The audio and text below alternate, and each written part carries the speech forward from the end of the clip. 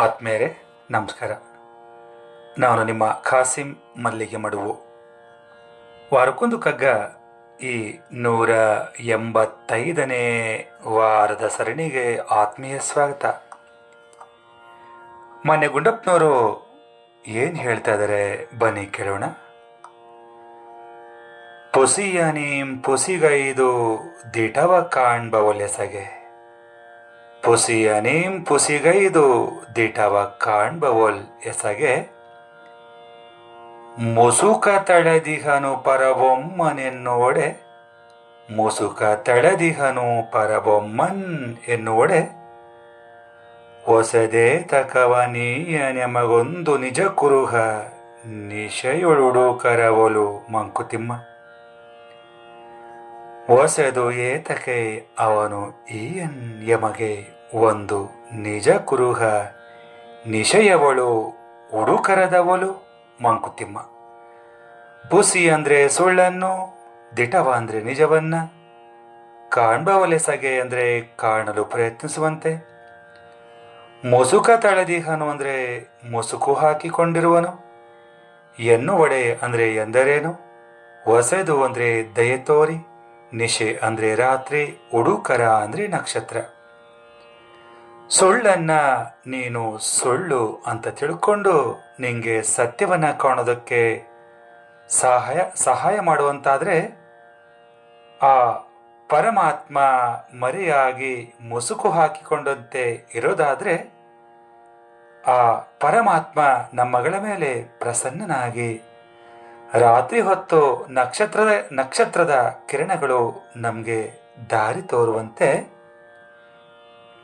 ಒಂದು ಗುರುತನ್ನ ಅವನ ಇರುವಿಕೆಯ ಕುರುಹಾಗಿ ತೋರಿಸಬಾರ್ದೇನು ಅಂಥೇಳಿ ಮಾನ್ಯ ಗುಂಡಪ್ಪನವರು ಇಲ್ಲಿ ಪ್ರಶ್ನೆ ಮಾಡ್ತಾ ಇದ್ದಾರೆ. ಸ್ನೇಹಿತರೆ, ಜಗತ್ ಮಿಥ್ಯ ಎನ್ನುವ ಈ ಮಿಥ್ಯಾವಾದವನ್ನ ಒಪ್ಪೋದಾದ್ರೆ, ಈ ಜಗತ್ತು ಮಾಯೆ ಮಿಥ್ಯ ಅನ್ನೋದಾದರೆ, ಈ ಸತ್ಯ ಯಾವುದು ಅಂತೇಳಿ ನಾವು ಈ ಕುರಿತು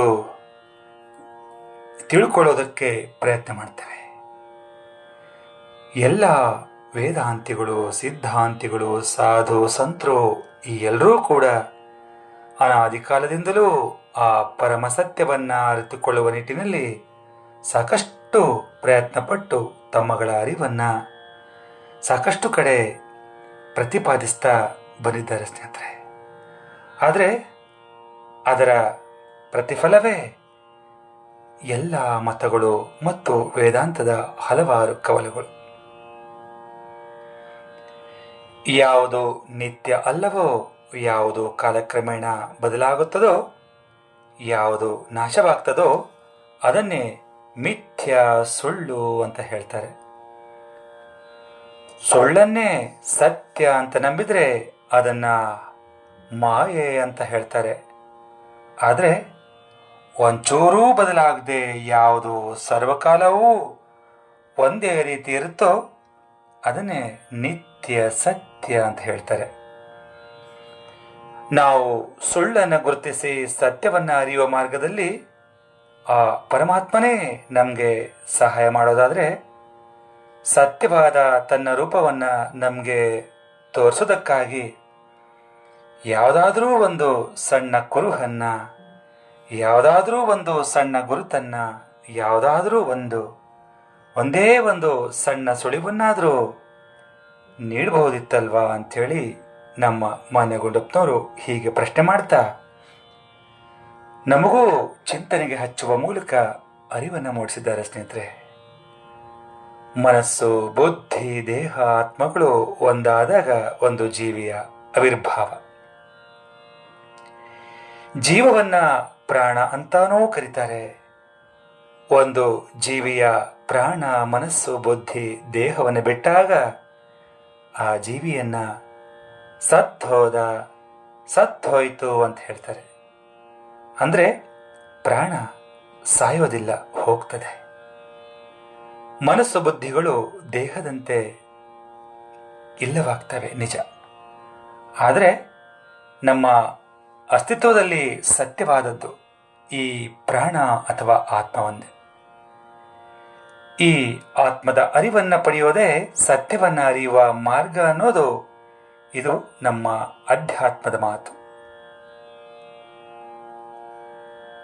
ಮನಸ್ಸು, ಬುದ್ಧಿ, ದೇಹ, ಆತ್ಮಗಳಿಗೆ ಒಂದೊಂದು ಮೂಲ ಉಂಟು.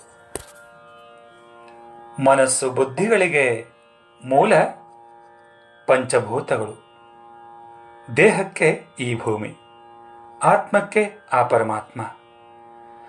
ಆತ್ಮವು ಸತ್ಯವಾದ್ರೆ ಆ ಪರಮಾತ್ಮನೂ ಸತ್ಯ ಅಲ್ವೇ? ಆತ್ಮ ಆ ಪರಮಾತ್ಮನಂತೆಯೇ ಸಾಕ್ಷೀಭೂತವಾಗಿದೆ. ಇದನ್ನರಿಯುವುದೇ ಆಧ್ಯಾತ್ಮದ ಮೂಲ ಗುರಿ ಅಂತ ಹೇಳ್ತಾ ಈಗ ಕೇಳೋಣ ನನ್ನ ರಾಗ ಸಂಯೋಜನೆಯ ಈ ಕಗ್ಗವನ್ನ. ಪುಸಿಯನೇ ಪುಸಿಗೈದು ದಿಟವ ಕಾಣ್ಬವಲ್ ಎಸಗೆ, ಪುಸಿಯನೇ ಪುಸಿಯಗೈದು ದಿಟವ ಕಾಣ್ಬವಲ್ ಎಸಗೆ, ಮುಸುಕ ತಳೆದಿಹನು ಪರಬೊಮ್ಮನೋ ಎನ್ನುವಡೆ, ಮುಸುಕ ತಳೆದಿಹನು ಪರಬೊಮ್ಮನೆನ್ನುವಡೆ. ಪುಸಿಯನೇ ಪುಸಿಗೈದು ದಿಟವ ಕಾಣ್ಬವಲ್ ಎಸಗೆ, ಪುಸಿಯನೇ ಪುಸಿಗೈದು ದಿಟವ ಕಾಣ್ಬವಲ್ ಎಸಗೆ, ಮುಸುಕ ತಳೆದಿಹನು ಪರಬೊಮ್ಮನೆನ್ನುವಡೆ, ಮುಸುಕ ತಳೆದಿಹನು ಪರಬೊಮ್ಮನ್ ಎನ್ನುವಡೆ.